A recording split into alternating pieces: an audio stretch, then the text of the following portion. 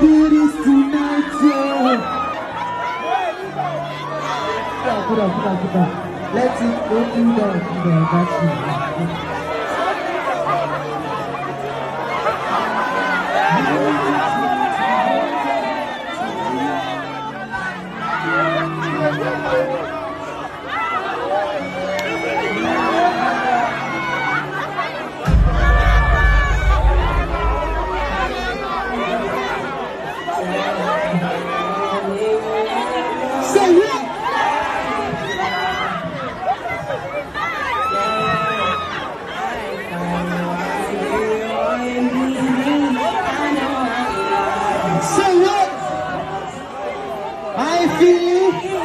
Where's that guy? Bring that guy on stage. Bring him back.